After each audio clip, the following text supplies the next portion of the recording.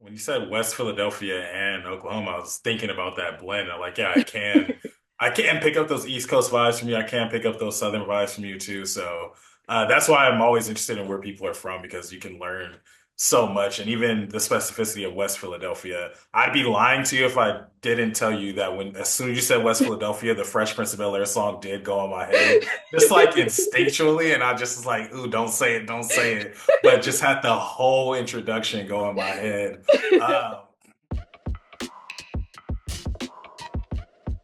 Welcome, listeners, to another episode of the Banquet Hall podcast. We are back. Well, it's been some time since I posted an episode, but I do have a couple episodes like in the chamber right now. So by the time y'all listen to this, it might be back to back to back episodes. But nevertheless, it's been a while since I've recorded an episode.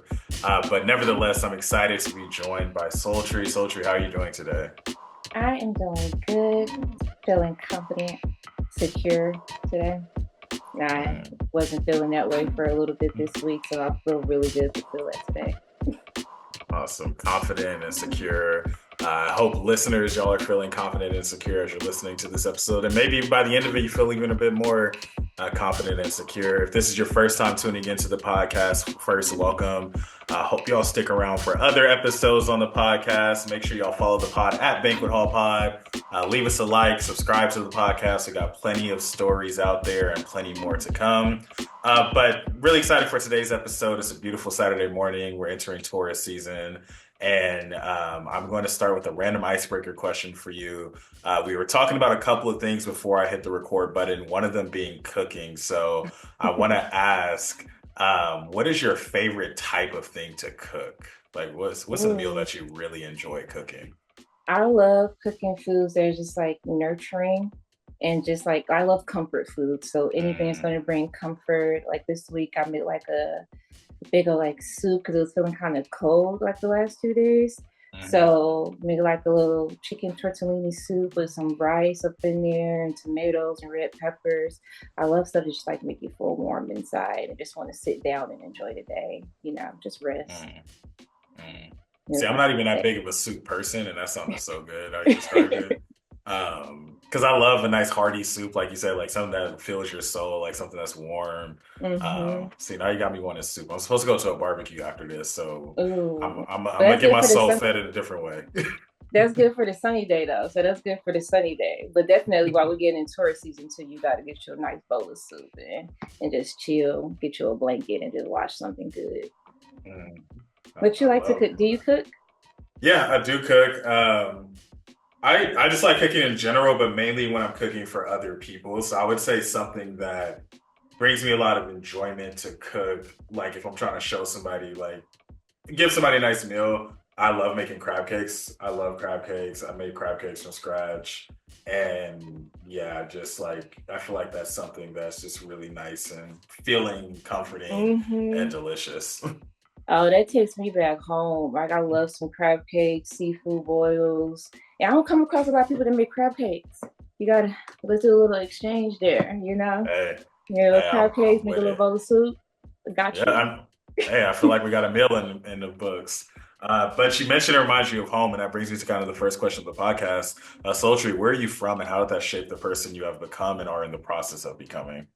Ooh, okay, so I am originally from West Philly, born and raised.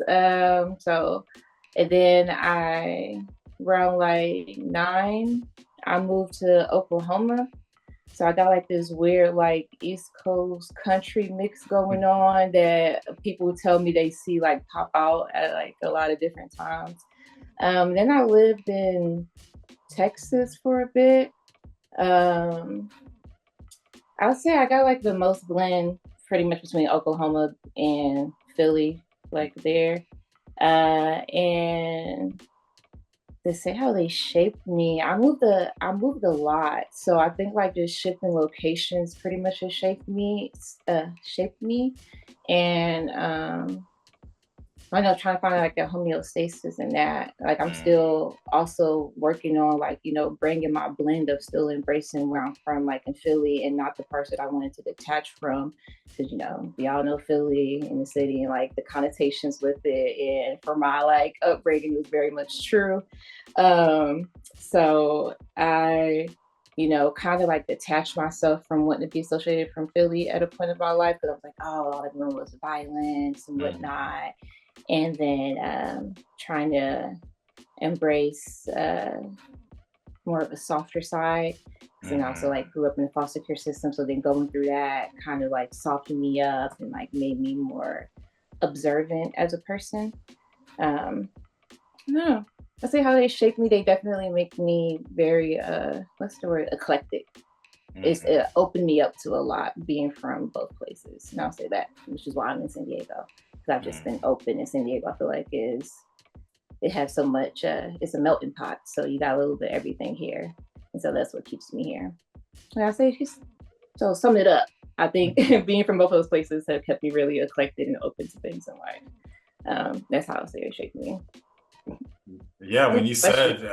when you said West Philadelphia and Oklahoma, I was thinking about that blend. I'm like, yeah, I can pick up those East Coast vibes from you. I can pick up those Southern vibes from you too. So that's why I'm always interested in where people are from because you can learn so much, and even the specificity of West Philadelphia. I'd be lying to you if I didn't tell you that when as soon as you said West Philadelphia, the Fresh Prince of Bel-Air song did go on my head, just like instinctually, and I just was like, ooh, don't say it, don't say it, but just had the whole introduction go in my head. Um, but I think it's important because I also visited Philadelphia for the first time for a conference. Must have been I think it was 2 years ago now. I visited Philadelphia for the first time. I love the city. Love the Philly cheese, like actual Philly cheesesteak. I was like, yes, Real like one. I got to try like the real thing. But the city of brotherly love and just the energy of the city, I love the city of Philly. So, my question for you related to that is what makes you proud of being from West Philadelphia now? Like you mentioned, like, trying to like stray away from certain parts of it originally, but is there anything about being from West Philly that makes you proud now? Definitely as you mentioned, like brotherly love. My family, we're really big. Like we grew up in the same household. I'm talking like three aunts, six uncles, grandma, grandpa, all in the same home. So like the brotherly love is like really big for me growing up and having big community and just people always there. But lately, I appreciate the grit and tough skin from being there and honoring that in my family and my ancestors and the grit that they've had to get through things and the actions that they've taken. So I've been embracing that a lot more on my journey, just like that Mm, raw grit, like I'm gonna get it at any means energy. So I appreciate mm, that a lot more. mm. Yeah, I love that. And I think that's something that I'm not starting to, but I've begun to give a lot more space to appreciate about being from the parts of Los Angeles that I'm from too. Mm-hmm. Like when I moved back home, when I left San Diego, moved back to LA originally, I was like, yeah, like there's a certain grit and grind to LA that you don't necessarily get, in my opinion, in San Diego. At least in the parts of San Diego that are a little bit more visited by folks or more familiar for folks. I was like, oh yeah, like I love the San Diego beaches. They're beautiful, but sometimes I need a little bit of that like grit and grind culture in me. Mm-hmm. But I think San Diego, like you said, like eclectic being a word, it does introduce you to a lot of people from a lot of different walks of life. And that's why I really appreciate the art scene in San Diego, which is how you and I first crossed paths. You mentioned as we were beginning our conversation before we started recording, like crossing paths at Black Expression, how this is the first time that we've been able to have like more of a sit down, extended conversation. But she mentioned some of the vibes that were interchanged just in general. And my question that I always like to ask artists that have come to the open mic is like, what is it about spaces like Black Expression, communities like the art community? What is it that gives you that community feel? Like, what's that secret sauce? Mm. The secret sauce is definitely first authenticity, just authenticity. Accountability is like so big for me to have like in any relationship, community, any space that I'm in. And walking into express it. I remember my first time I joined, even though I heard about it for years, I was a late bloomer. I tend to be a late bloomer into things. But I had my sweet space like right behind the Hamlet where Hmm. you guys were. And one day I was just like, okay, I had like a late client. Like, I'm just go over. I see that you're over there now. And I went over and you were hosting that. And like you and Kobe was just having like this banter, like going back and forth, like, like light pickings at each other, like joking around about something. It was like you going to UCSD or some stuff or whatever, or something like that. And first it's like seeing that like natural like interaction with someone first, like you're on the mic and just some like at the time, well, not new Kobe brand, but Yeah. like just seeing that, and then like the crowd energy, just seeing other people come up and hearing so many different stories and different walks of life like being shared, like whether it's like talking from the soul, talking from the joy places or whatnot. That was just really comfortable with coming in and feeling that. But then like going on and then seeing like you guys, I think like the next few weeks there's a town hall hosted because something had happened in community, and it's like, okay, how do we hold accountability and move forward and do that? And that was really big for me to see that, especially growing up and not fully like involved in things like that. There wasn't really like a big like my family talking about like what's going on in the world and how do we hold more accountability and show up and whatnot. And coming to community space that was more than just like expressing yourself, but also protecting what is ours and providing safety as well. So that was really big for me too, with like to keep coming into this space. Yeah, I think accountability is so essential in community spaces. And I think especially spaces like open mic or in an art community where people are being vulnerable, they're trusting Mm-hmm. you with a lot of sensitive information or sensitive experiences, sensitive stories. People getting on the mic and sharing things that maybe they only share to strangers at an open mic, and I haven't really come to terms with the other parts of their life. So I really appreciate that call out about the accountability piece, and I'm happy that Kovu Nai's banter is good for something. People think it's friendly banter. I really don't like him. He really don't like me. Like I don't know why people don't get it, because we be dead serious on the mic. Everybody start laughing. Everybody think we having a good time, and then in middle of performance we be duking it out in the back, like just throwing. No, I'm just kidding. Ridiculous. Yeah, but it's that brotherly love, like you mentioned. Like Mm-hmm. I think especially um, because my relationship with San Diego started with going to college at UCSD in La Jolla, and La Jolla is a lot different than Southeast San Mm-hmm. Diego. You don't get the same cultural points. You don't get the same community vibes. So to be in a space where I don't feel like I have to be like performing a certain way, like we can Mm-hmm. banter back and forth, we can make fun, poke fun at each other, but in this comfortable environment, that's really just an invitation to be like, hey, like, be yourself. Like, we're around Mm-hmm. family, around your cousins right now. And if I think Kovu talking too much, I'm gonna tell him he talking too much, and we gonna move on. But Mm-hmm. that's just what we do. So I'm happy that the community vibes are felt. And then of course you come to Black Expression once as a newcomer, as a newbie, as a stranger, and then you start to really showcase yourself in community. And you've been on the mic more than your handful of times at Black Expression. And so, as an introduction to the conversation about more so you as a person, as a creative, I always invite artists to identify yourself. So, how do you identify yourself as an artist, as a creative? Because I don't want to put you in just one box of creativity. I know there's a lot of facets to who you are. Yeah, I love that. And I appreciate that so much because I really grew up like kind of being, you got to be in this box and this box. So, like, my biggest thing has just been liberation. Like, I love being liberated, and like, there's no labels to me. Like, I'm still becoming.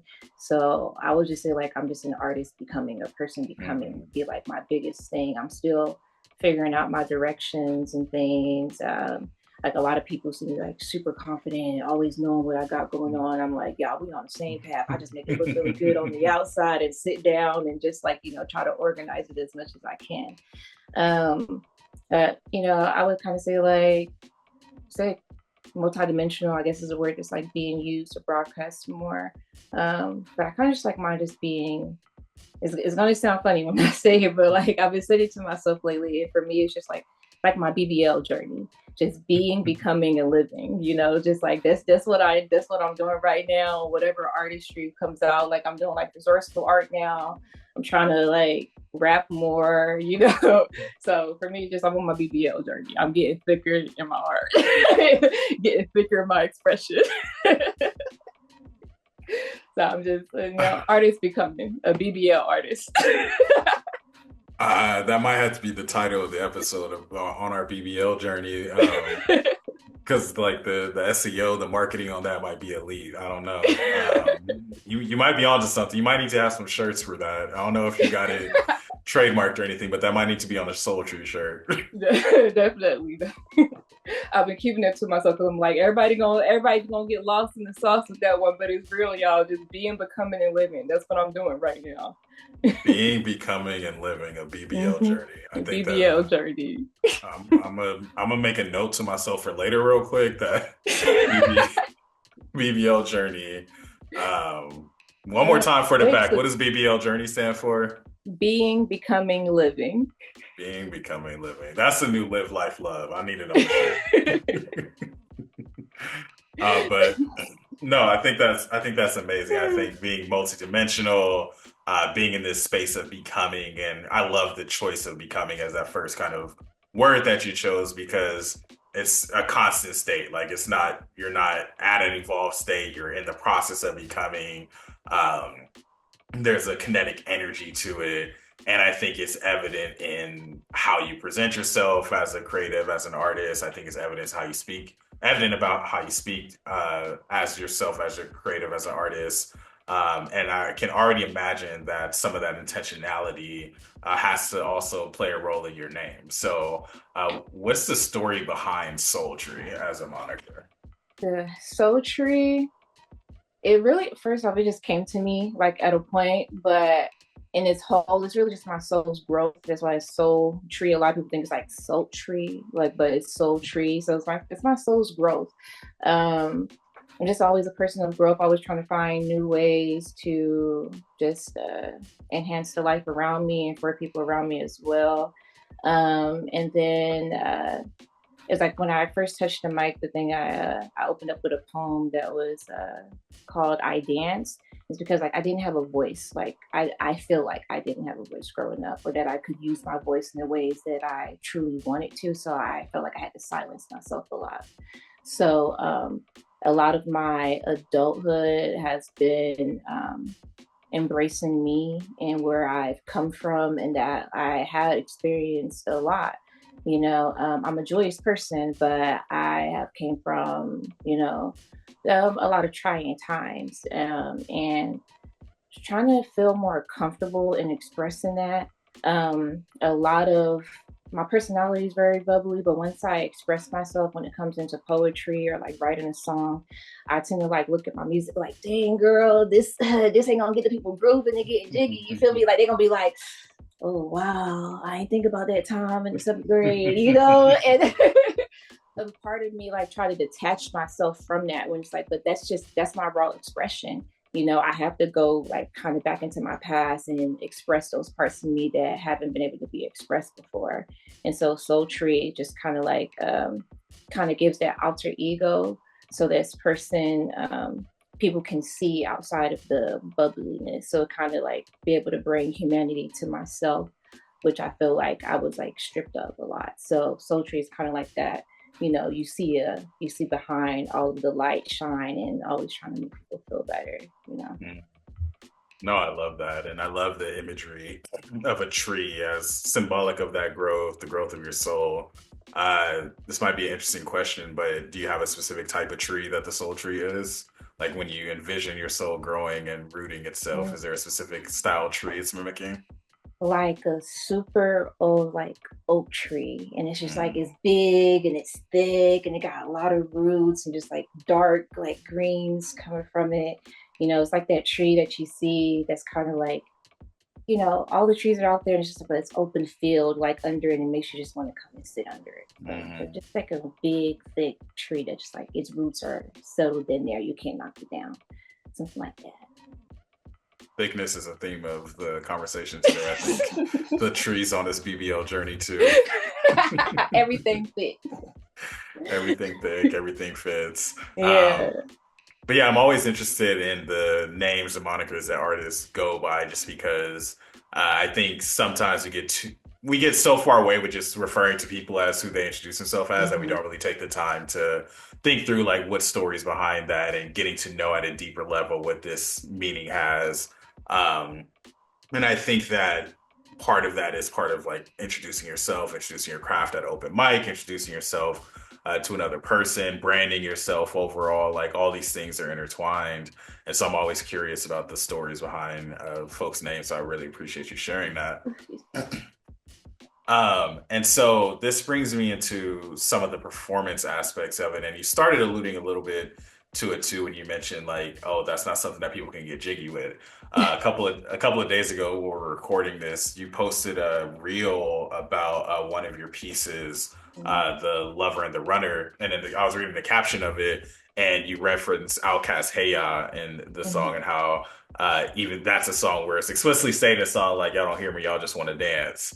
And I Mm-hmm. think that those different layers to our artistry, our crafts are so important. So, can you walk me through like, well, I guess the question is like, where was your mind at when you posted that reel and specifically highlighting like the story behind the lover and the runner, thinking about April being National Poetry Month, April being National Sexual Assault Awareness Month.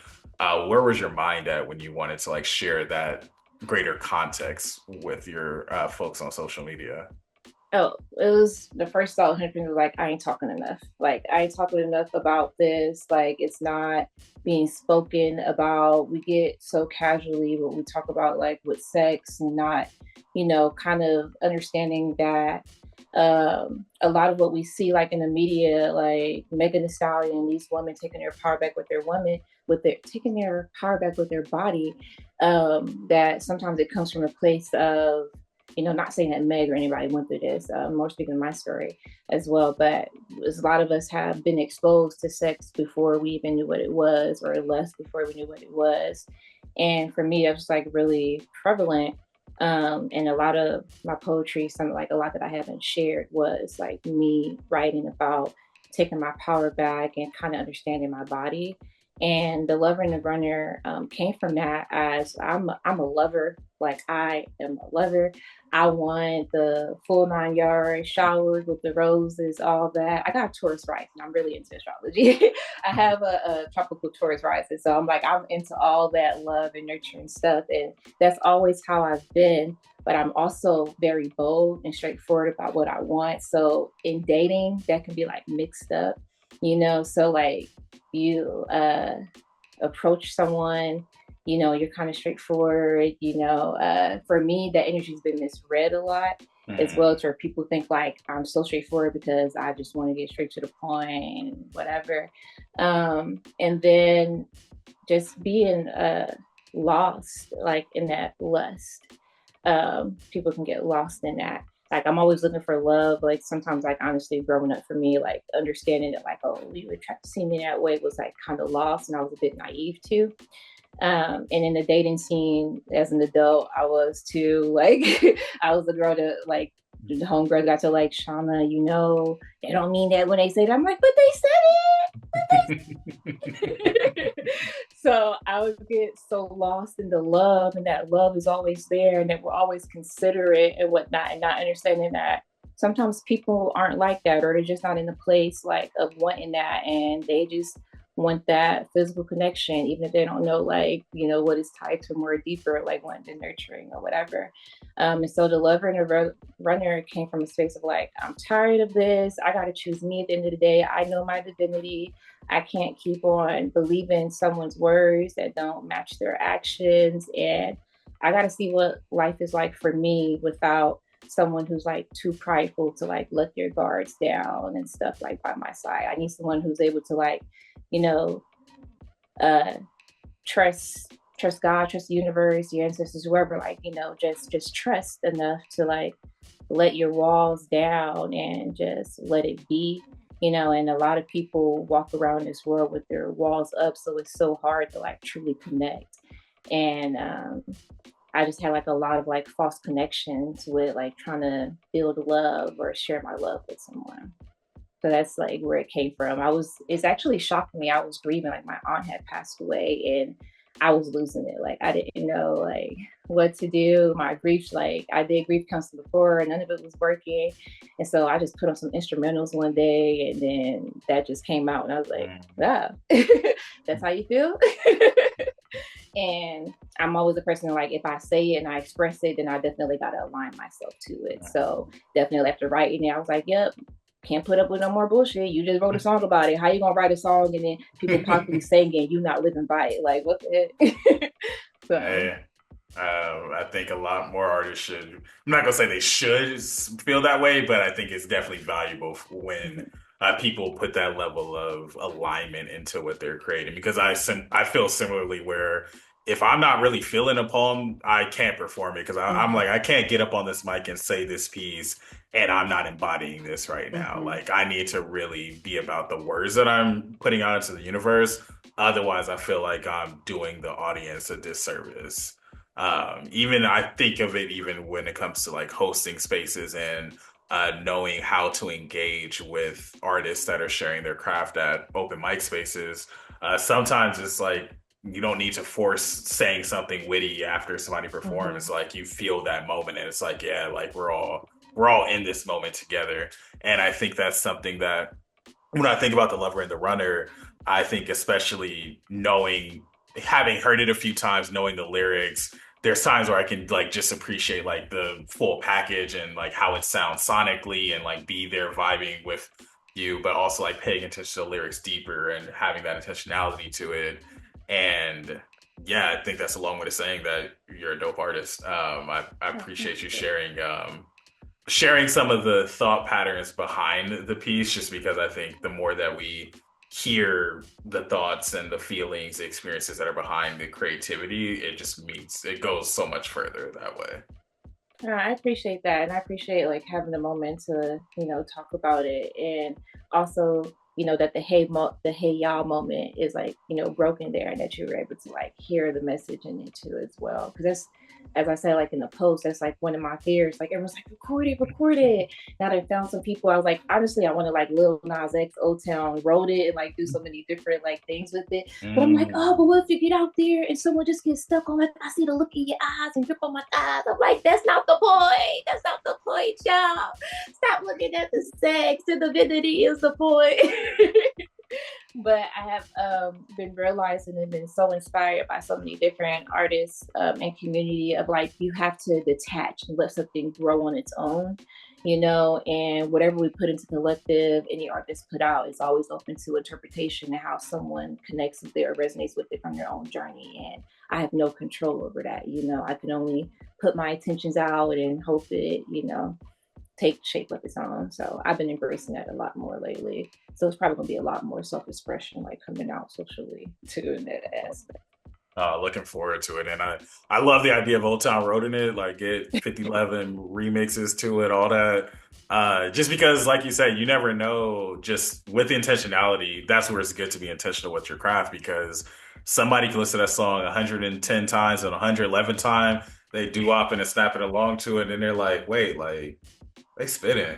Like it hit them because it be times I'll be listening to Kendrick Lamar sometimes, and it's songs I've heard thousands of times. Then just some reason it just hit different that moment that you listen to it. It's like like I hear them now. I understand it now. Yeah, I've been having so much of that in like the last like 5 months of listening to music. It's like, dang. And I was listening to that at 10. I was listening to that and then realizing how a lot of music have shaped me and then how some music was starting I see to kind of shape me if I was playing it too much. It's like, oh, okay, hold on, girl. I can't have you in my ear right now. I'm actually trying to be like my biggest thing, like with taking my power back. I love me some Meg Thee Stallion and everything, right? So I'll play her all the time. But now I'm listening to it and I'm like she got that rock steady song and I love the beat because it's going back to that Sierra. And so I love like I got that big nostalgic feel. But I'm listening to it and I was like, girl, why would I ever say I want to fuck somebody, man, because I'm petty? Like I'm in a committed relationship and I'm gonna hurt my partner because I'm trying to get back at some girl. I can't listen to that. Like, shout out to Monet, but it's like, what's you feeding your mind? Like I can't feed that to my mind and have that sitting in my subconscious. So I'm like, dang, now I gotta find some different type of like woman empowerment that's gonna be trying to encourage me to like step out of line. Not saying that I will, but it's just like, Yeah. it's big on what we're feeding ourselves and listening to when we're trying to empower ourselves. And while I'm trying to empower myself, I ain't trying to hear that. So It's real. I started talking. I lost my place. Get Oh back. no, you are in the right space. Some of the best part of podcasting are the tangents, but you're totally right. Like you have the presence of mind to understand what you're feeding yourself into. Hmm. Like, I think that's the conversation that folks need to be more focused on. Because I think sometimes we get too far into, oh, well, there's too much violence and sex in the song. You can't listen to that. It's like, no, if you're present of mind and Hmm. understand and you that you have the control over what you're allowing to uh, be in your headphones constantly, like that, being conscious of it is what's most important Hmm. in my eyes. Because even I think back, like 50 Cent, Get Rich or Die Trying, I was listening to that hardcore when I was 9, 8 years old. I don't know what I had to do with Mini Man. Like, Hey, me too. wasn't no man wishing death upon me at the time. But now I'm like, dang, like, how often was I listening to this at 9? And like, maybe that's why I was feeling a little hardcore in school. Like, nah, like, I Hmm. gotta watch my six. It's Mini Man around. I don't know who gonna come around this algebra class. Like, Crazy, crazy. but that's I art. can't. Some of the things I listened to, I was like, why was I listening to that? Like, I could name some songs that like I'm like, don't want to say that on the podcast that I was listening to that and I could like say front and back like that from them ages. But it's the times that we grew up on, which makes me like think like I try to think like, why are you so tired to want to do the remix? Probably because I performed it live and never recorded it. But then also we Mhm. grew up in that time where it was so many remixes coming out to everything. It's like, and I love that era. I love that era, and I love like doing parodies, which is how I got into doing music. Mm.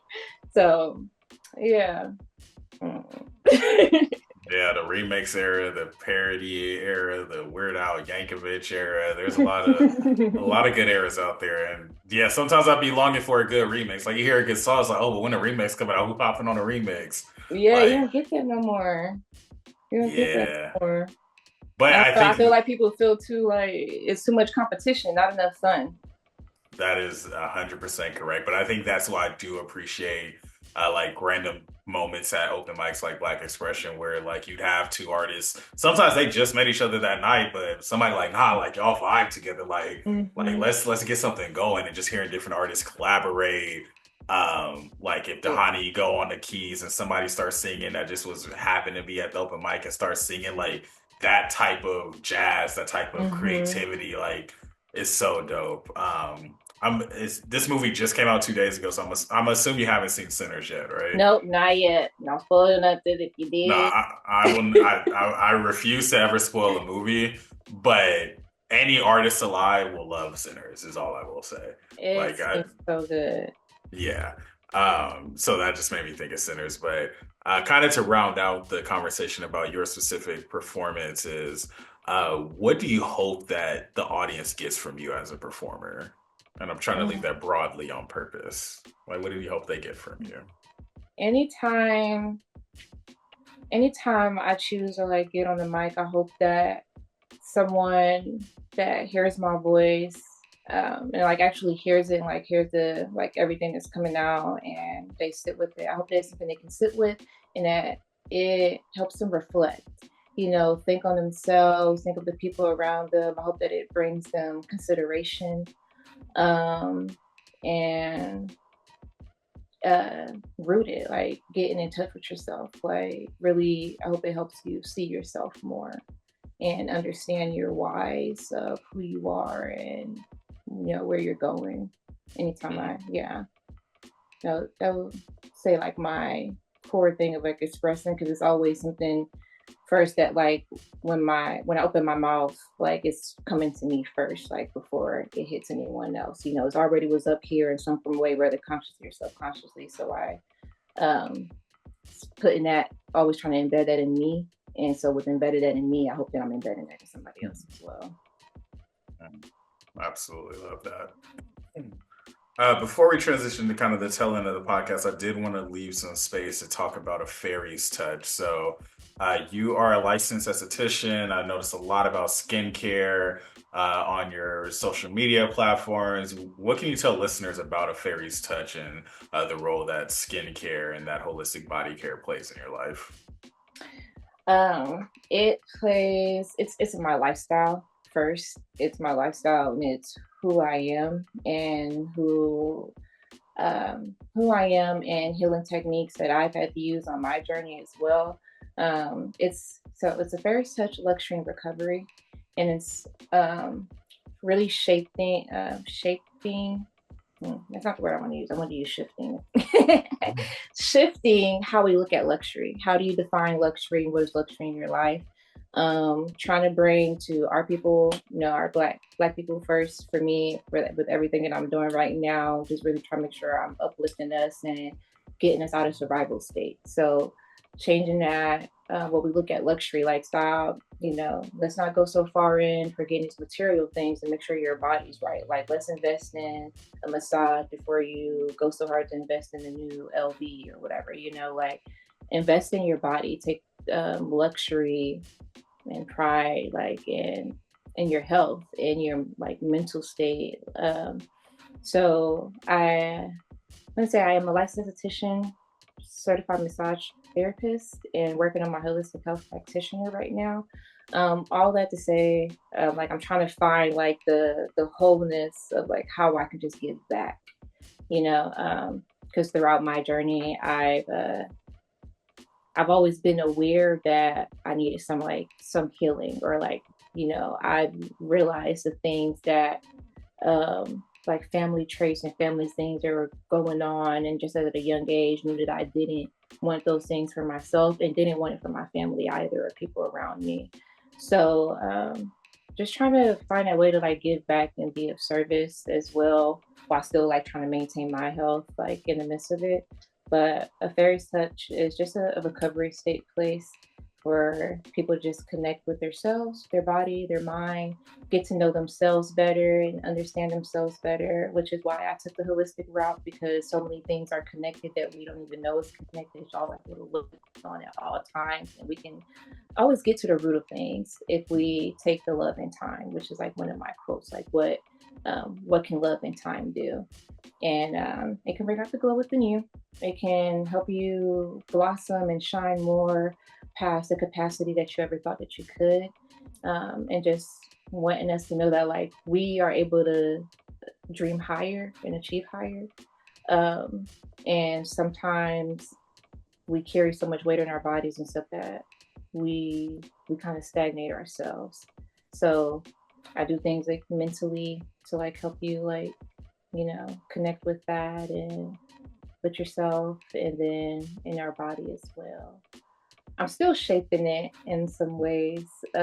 It's like it's fully cleared, right? And it's been this thing, but over the last month, I'm like, we're stripping all that, and I really, I want to. I'm growing past where I've been in the last few like years with the fairies touch, and it was hard for me to let go of that because I've been doing it for so long. And I'm like, oh, but it's been my baby, and this is what she's been. It's like, but you've been doing all this schooling and doing all of this more. It's more than skincare. And when I first started, I always said that it was always more than the facial for me. Mhm. Hence why I'm now like doing more schooling these years later. Um, so it's still something shaping, but Yeah. it's just somewhere where people can come and root themselves and connect with themselves, mind, body, and spirit, and let all walls down and see who they're becoming. They can be on a BBL journey too. We all gonna get thick out here. That's the catchphrase. You got a couple shirts you got to make after this podcast. We can all get thick out here. BBL journeys. Uh, we're gonna have a bunch of shirts after this podcast. But I know I think we start the podcast talking about tourist season and comfort, and you speak my mind when it comes to luxury and massages. Because the number one thing that's been on my mind for my birthday coming up, I'm like, I need to get me a massage. Like, I need to just like get a massage. I know you in San Diego though, so that sounds My gotta bad, be it was like, fuck with me, I got it. you right. You're so right. You'll be my San Diego massage destination for sure. But I just for anybody listening who hasn't gotten a massage and treated themselves to a nice massage, like it's worth it. Your body's worth it. Your mental health is worth it. And I think it goes back to what you mentioned about it being holistic, because just the layers to where I feel after I get a massage, or like really focus on taking care of my physical and mental health together. I'm like, man, how don't I do this every single day? Like, how do Mhm. I not treat this with the same level of importance as other things that I focus on getting in my everyday life? So, if you're listening to this, book you a massage. And if you're listening to this in San Diego, how can folks get in touch with the Fairies Touch? You can follow me on Instagram at A Fairy's Touch. That's AFAIRYSTOUCH. Going slow for myself and you. Um, and then my website is aftouch.square.site. And you can always text our business number 619-804-6599. You could text or call any questions. And yeah, that's where Fairies Touch. If you look into some astrology stuff, I got SoulTree shit where I just post like astrology blogs and how you can connect yourself on a different path for those people who's like looking for clarity. And if you're praying, you don't know how to read the signs, I can help you read a couple of signs like this. That's yeah, this yeah, those are my handles. I tend to be like have like things everywhere, but those are it. Oh, absolutely. Part of the goal of the podcast is storytelling, but never too big for a shameless plug. So I want to make sure that folks actually tap in, because if y'all listen to this podcast and not tapping in with the person y'all listening to, y'all listen to the podcast wrong. Y'all supposed to press pause, pull out Instagram, click follow. That's my mechanism button. Yeah, you gotta click the button right there. Hit that follow button, smash that like button, whatever it may be. But just really important for us to be supporting each other, because we throw around idioms like it takes a village, and in the age of social Mm-hmm. media, this is part of what that village is like. Like, whenever I see somebody, even if you've only graced the mic once at Black Expression, I see you post that you started this business page, I'm following that page. Like, you gonna have a couple of followers here and there. We gonna get the Mm-hmm. follower count up. We gonna share things, the stories. Really just want to make sure that we speak out loud how people can support Mm-hmm. folks. And we'll get into support corner a little bit later too. But do want to transition us to kind of the tail end of the podcast. I have a series of quick hitter-ish questions. So things, just whatever comes first to mind, no right or wrong answer, just whatever feels right now. The first piece I'm gonna get to, let's start with the big legacy question. So what is something important that you want to be part of your legacy or your story? Like, when people 55 years from now are talking about your journey, like, what do you hope is part of that story? That I kept loving, Mm. kept my heart open, that I kept trying to find new ways to meet myself and encourage other people as well too to step outside what they think is normal or like this is me or has always been me. Um, yeah, I just hope that I encourage people to keep loving, keep taking the time, and keep just letting yourself be. Don't hold yourself to any one line or any one story, even if you told yourself that, you know? Mm. Keep loving, and there's always room for love in this world. So I love that. This next one, I haven't really set up the context for this question in a while, so I'm gonna introduce it as I used to introduce it. But this question used to be like called the fourth place. So there's this concept that we as people, we need our third place, or we all have our third places, or should have our third places in community. So you have your home, you have work or school, but that third place you go to have like community or just have a space outside of those two spaces. For me, I feel like the movie theater right now is kind of my third place, but the fourth place, that's your zen place. So where is your zen place? Either a physical place or a set of circumstances that bring you to a peaceful state of mind. So whether it's you got a certain scent going, a certain music vibe going, where's your zen place? Ooh, um, I can really find my place like anywhere. I'm kind of that person like in a big crowd that you kind of like, oh, where'd she just go? To my zen place. It was a little too much. I just, stepped outside. I used to be really bad. Keeping this like little bag and it'll have like my different scents and like I had like this little acupressure ring on, but it broke. And like my acupressure ring or like a little squeezy ball or something. Now I go chill, put like my noise counseling. Um, So for me, I definitely love the aromatics. I like to get in touch with all my senses. I need something soft, something comforting. Like I got this little weighted blanket on me right here, and it's like really nice. It's like just a little lap blanket, and it just fits right in the lap. I use it for my services too. People love it. It just knocks them out, knock me out too. So I love like having that. I love having some scents going, and I love like woody, like cedar, clove. Right now, I've been on a big cardamom kick. Um, so just having something that's kind of like woody and spicy really just calms me down. Like, it's really tied into the SoulTree, just the roots and something that's like really calms my nerves. And something soft. I always try to keep something soft on me. But yeah, and outside of that, like my home, it's just like a big sanctuary. Like everything looks like a little garden in all my spaces. So it's like leaves and stuff everywhere. Um, yeah, so I pretty much find it anywhere. But lately, just it's probably been home. I've been wanting my home to just carry that a bit more. Yeah. I feel like I have to do justice by some of my listeners that are really into astrology. I haven't asked anything about your big three, your zodiac signs, or anything. And I know in some of these answers, people are like, "Ooh, she giving Earth sign vibes," or "I wonder what her sign is." So, for our listeners, what are your big three? What's your sun, your moon, your rising? You can explain a little bit about what those mean to those who might not be into astrology, but I know some people are dying to know. Okay. So if you're into astrology, I'm gonna give you both, which is kind of big for me because I'm like, people look into your charts all the time. I don't believe in just picking people's Mm. charts and looking into it. So don't do that, okay? Uh, but so we got our tropical Western chart and then Eastern and Vedic. So for what everybody goes by here in America, I'm a Cancer sun, I am a Taurus rising, and a Capricorn moon. Mm. It's real good melting pot right there. So let that resonate with you. And then severely, everything is the same. Besides, I'm an Aries rising, so you can get like the more boldness that comes out. So Cancer sun, Capricorn moon, tropically Taurus rising, severely Aries rising. Your sun is your expression. So it's how you naturally express yourself, how you naturally come across. You ain't got to do nothing for that to come across for people. Your rising is usually how people in community or when you meet in first time, how they meet you. It's usually your character. You can usually see that on people like how they dress, how they tend to express themselves.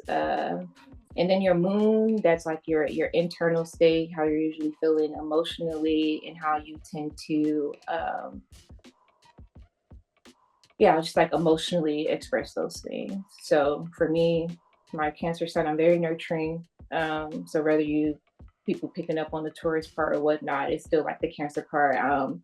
Anytime I'm expressing myself, I'm always going to like try to check on how people are doing, make sure they're okay, and if I can provide anything of sustenance, and I will. My I love luxury. My business is, luxury and recovery. I just define luxury a little bit differently. I am a bit glitz and glammy, so people try to like see me in the materialistic like luxury. But at the end of the day, I'm gonna make sure like we chilling, we good. We ain't got to do nothing with no money, real sustenance and sustainability.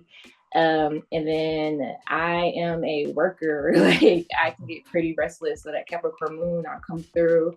And while I'm very emotional with that Cancer sign, sometimes that Capricorn sign is like, it's kind of like how you get my poetry. It's like, oh, that's deep, that's emotional. But it's like, dang, girl, you still going through that? Possibly. Some days I am, some days I'm not. That's life.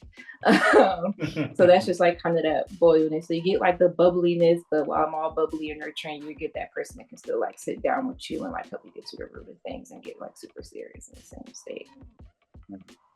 What an excellent explanation. Like, yeah, it's just so evident when people are really actually into something because, like, yeah, that was just so perfectly explained. I have no further questions.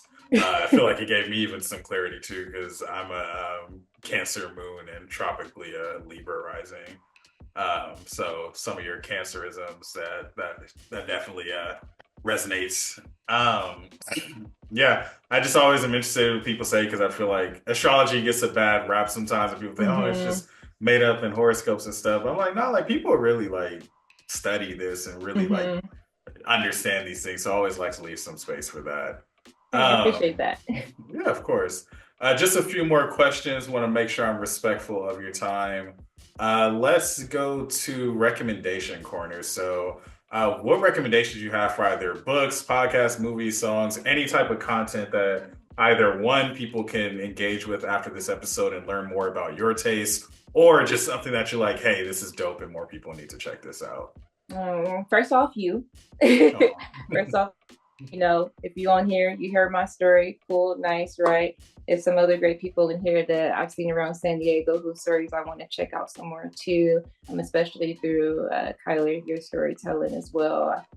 So there's that. My next recommendation, Monet Nari.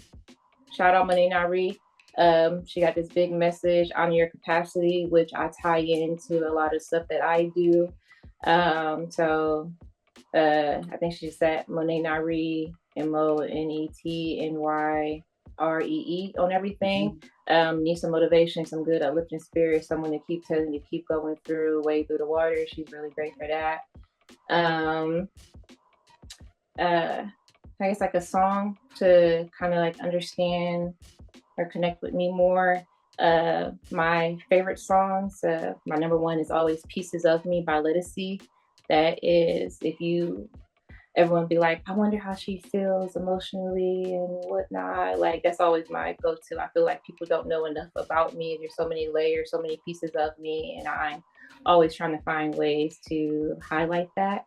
And Peppers and Onions by Tierra Whack is like always one of my go-to that helps like strip the pedestal and bring back humanity of like, I'm just a person being, you ain't got to look up to me, you ain't even got to be inspired or whatever, like, we can coexist and just share this space together, and that song really reiterates that, like, if you ever listen to it, give it a good listen. It's a good one. So if you ever find yourself placing someone on a high pedestal, listen to Pepper and Onions and give them their humanity back. Yeah, book recommendations. Oh. Any book on health, y'all. Learn about your health. Hey, that works for me. I don't. Oh, I get like into like fantasy books. I'm always like in the educational spot, so I could always recommend some educational books, but I ain't gonna do that to y'all. Book wise, yeah, I can't give like no like I don't feel like one. Okay, I think that's read it. Yeah, I've been doing a lot of health stuff lately, so. No, I think that's plenty of great recommendations for our listeners. Gave them plenty to chew on this episode, so definitely looking forward to getting this out to people. Just two quick ones, and then I'll let you go. First things first, back to shameless plug corner. Folks listen to this episode, they're rocking with you, they're rocking with your vibes, your energy. How can people support you? How can people keep up with you in your journey? Where are some places that people can find you? I know you said it earlier in the episode, but just to reiterate for anybody who didn't follow right away. Okay, so you can find me. My personal page is Fairy K, FAIRY KAY_. You can follow me there. That's where I'm on my BBL journey, getting thick in life. You can follow me there. I do a lot of resourceful art and intentional art. You can see more of my soul speaking, and I share a lot more of my astrology stuff as well. That's on SoulTree shit. So SoulTreeshit. And then for anything holistic, luxury recovery, skincare, body work, all of those things, you can find me on A Fairy's Touch, AFAIRYSTOUCH. Again, slow for me and you. So you can follow me there, and then from any three of those platforms, you can be connected to anything. I am doing a community event, Slide and Scale, over the summer to spring and summer body revivals called Revive Stretch Sessions. And that's on the last Saturday of every month. First session starting next Saturday on the 26th. And that's at Colina del Sol Recreational Park. And you can come and get one body area worked on. So you can come get like a neck massage or a back massage. It's a sliding scale from like $20 to $100, whatever you can afford, no questions asked.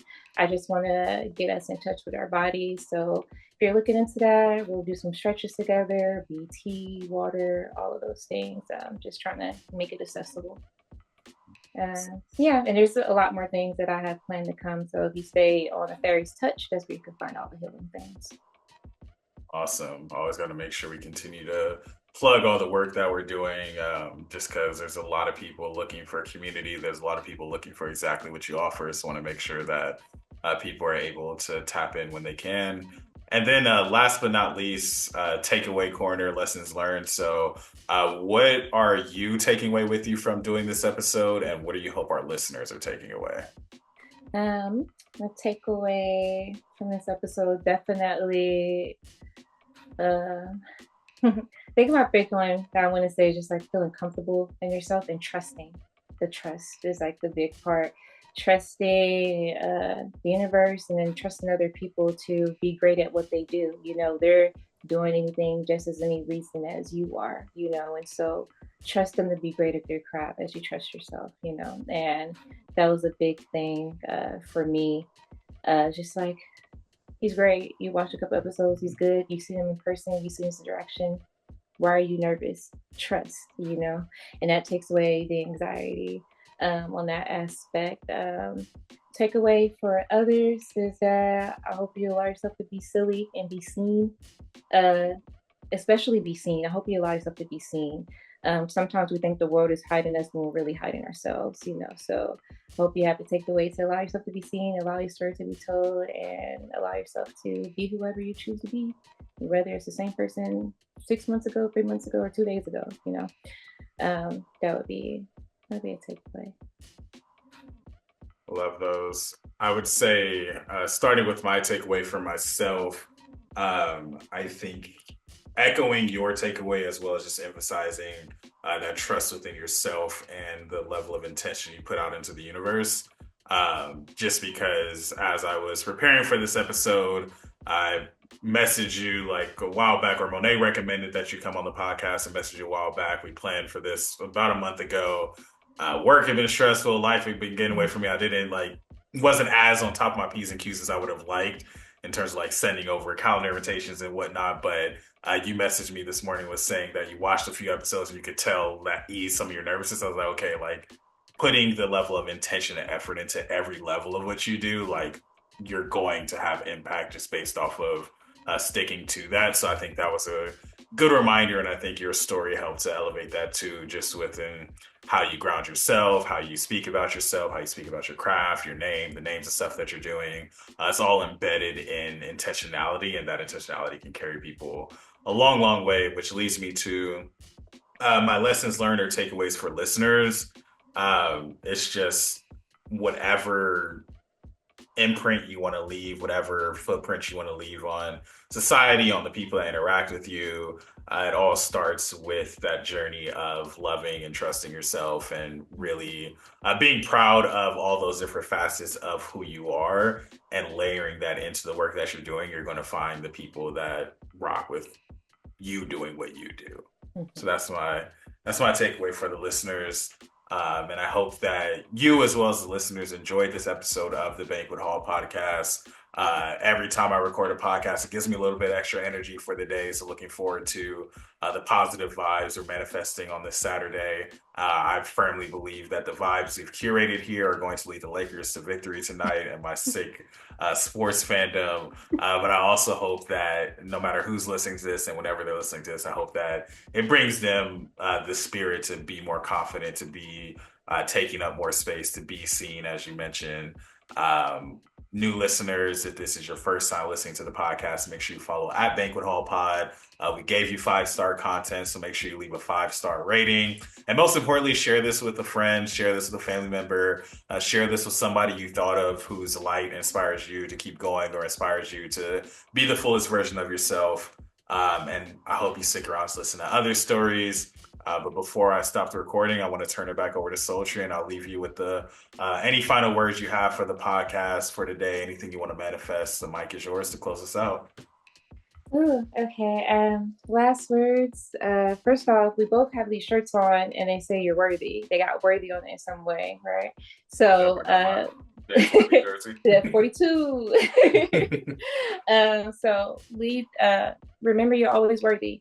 Don't care about it, don't care about how the plan is, whatever. Know that you're worthy when you're going into anything. I'll leave with that. And then for my as I just want to say this, like for anyone that sees me that I'm close to as this confident, this person who always knows the way, I just give myself love and time, like for real. And I hope that you guys do too as well. That's like my takeaway message. Just give yourself some love and time anytime you feel stressed. Just say those two things to yourself, and I promise you'll find an answer. Whether it's an answer that you like or the one that you need to choose or whatnot, you'll find it. Just continue to love. That's all. Continue Oh, to wait, love. I kind of wanted to say something to you. There's this Oh, go moment I for saw you it. at the mall, and I saw you, and I just wanted to run and give you this big hug. And I was like, oh, I don't know if he does hugs, so I'll just like see if he noticed me so I can say hi. I wanted to Uh, talk about that moment. when was this moment? It was like it was like before you announced that you were going to like LA or whatnot. It was like Mm, before you left, and I seen you at the mall. We were at Fashion Valley, and I think it was like at like the Cotton On or like whatever, like typo era, and I just seen you like walking around, and I was like, oh crap, I think that's Kyler. I was like, I want to, oh, like I'm just bubbly. I'm just like, I want to go give a hug. I was like, oh, people don't do hugs, don't do hugs. I was like, I think he uh, mentioned he don't do hugs or something. Let me, I don't know. So I was like, okay, let me not be a creep, but like, I'll keep like looking over to see if maybe we catch each other, so I can be like, hey, dang. Dang, that's crazy. I do hugs we did say hi. for I do hugs for community.